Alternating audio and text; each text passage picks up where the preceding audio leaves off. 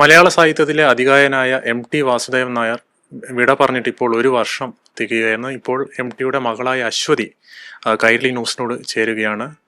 ഇപ്പോൾ MT sir വിട വാങ്ങിയിട്ട് ഇപ്പോൾ ഒരു വർഷമായി. എങ്ങനെ അത് ഉൾക്കൊള്ളാൻ സാധിക്കുന്നു? എങ്ങനെ അച്ഛനെ ഓർമ്മിക്കുന്നു? ഈ ഒരു കടന്നുപോയ ഒരു വർഷം എങ്ങനെ ഓർമ്മിക്കുന്നു? ഉൾക്കൊള്ളല്ലാതെ ഇപ്പോൾ വേറെ നിവൃത്തിയില്ലല്ലോ. നമുക്ക് നഷ്ടമെന്നും നഷ്ടമായിട്ട് തന്നെ നിലനിൽക്കും. ഒരു വർഷം വളരെ ബുദ്ധിമുട്ടായിട്ട് തന്നെയാണ് കടന്നുപോയത്. പെട്ടെന്ന് നമുക്ക് ആലോചിക്കുമ്പോൾ അവസാന കാലത്ത് അദ്ദേഹത്തിൻ്റെ ഒരു ആന്തോളജിയായ മനോരഥങ്ങൾ നമ്മളെല്ലാവരും മലയാള പ്രേക്ഷകർ ഒന്നടങ്കം അത് ഏറ്റെടുത്തതാണ്.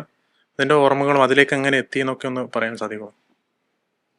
അത് കോവിഡ് കാലത്ത് നമ്മൾ ആലോചിച്ചൊരു ചെറിയ പ്രോജക്റ്റായിരുന്നു.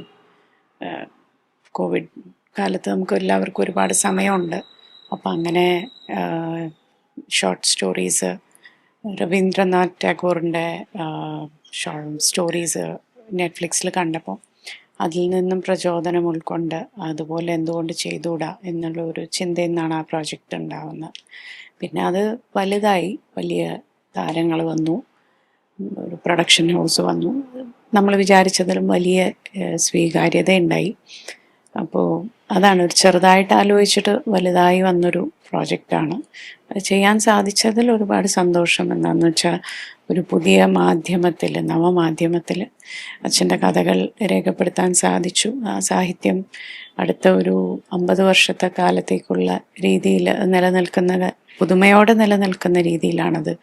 അതിൻ്റെ സാങ്കേതിക മികവും ഒക്കെ നമ്മൾ അതൊക്കെ വെച്ച് ഷൂട്ട് ചെയ്തിട്ടുള്ളത്.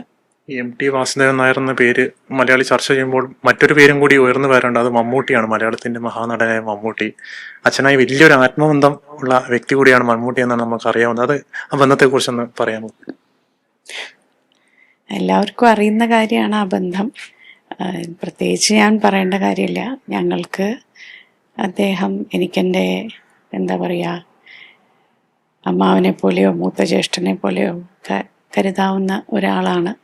എന്നും ആ സ്നേഹവും കരുതലും ഉണ്ട്. അവസാന ചോദ്യമായി, MTയുടെ 2ാം ഊഴം സിനിമയാകുന്നു എന്ന തരത്തിലൊക്കെ വാർത്തകൾ ഒരുപാട് വന്നിരുന്നത്. അപ്പൊ അതിന്റെ ലേറ്റസ്റ്റ് അപ്ഡേറ്റ്സ് എന്താണ് പറയാനുള്ളത്? 2026 നമുക്ക് ലോഞ്ച് ചെയ്യാൻ പറ്റും എന്നാണ് നമ്മൾ പ്രതീക്ഷിക്കുന്നത്. അതിന്റെ അണിയറ പ്രവർത്തനങ്ങൾ? അതെ, ടീം ബിൽഡിംഗ് നടന്നുകൊണ്ടിരിക്കുന്നു. 26 നമുക്ക് അത് അനൗൺസ് ചെയ്യാൻ പറ്റും. MT വാസുദേവൻ നായരുടെ മകളായ അശ്വതിയാണ് കൈരളി ന്യൂസിനോടൊപ്പം ചേർന്നത്. ക്യാമറമാൻ ശൈലേഷ് കല്ലായിയോടൊപ്പം ചേതൻ സാജൻ, കൈരളി ന്യൂസ്, കോഴിക്കോട്.